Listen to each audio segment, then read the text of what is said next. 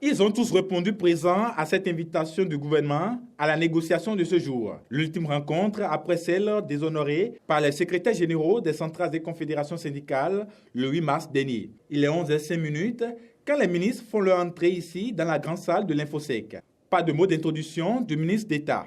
La presse est priée de se retirer et les travaux se sont poursuivis. 15 minutes après, le secrétaire général de la CSTB claque la porte. La CSTB a demandé à savoir ce qui se passe de la défalcation. Qu'est-ce que le gouvernement dit? Nous ne pouvons pas rester dans la salle pour être victimes de la duperie. Donc le mouvement se poursuit, le combat se poursuit. Si le et il faut intensifier. La CSTB retourne à la table? Oui. Mais c'est clair.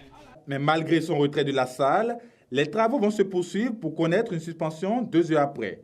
Une suspension qui a permis des concertations entre membres du gouvernement et syndicats. Une reprise des travaux qui permettra au gouvernement de faire le point sur les différents arrêtés en ce qui concerne le statut particulier des enseignants. Nous avons fait des propositions pour que, parce que les statuts particuliers doivent valoriser la fonction enseignante. Donc, nous avons échangé à ce niveau. Le gouvernement a fait des propositions. Nous avons dit, nous irons rendre compte à la base. La rencontre de ce jour a permis des avancées significatives dans le dialogue social.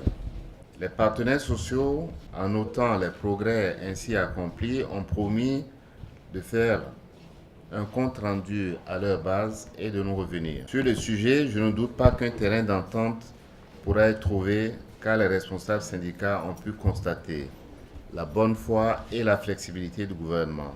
Le gouvernement, par la voix du ministre d'État, a pour finir invité les travailleurs de tous les secteurs à reprendre le chemin de leur boulot. Au vu des résultats de ce jour, au nom du président de la République, le président Patrice Talon et de l'ensemble du gouvernement, j'appelle avec la solennité requise les enseignants, les fonctionnaires du ministère de la Santé et les autres fonctionnaires de l'administration béninoise à reprendre le travail dans l'intérêt général de la nation. Je réaffirme ici l'engagement du gouvernement à poursuivre le dialogue et à œuvrer pour une sortie de crise dans l'intérêt de tous.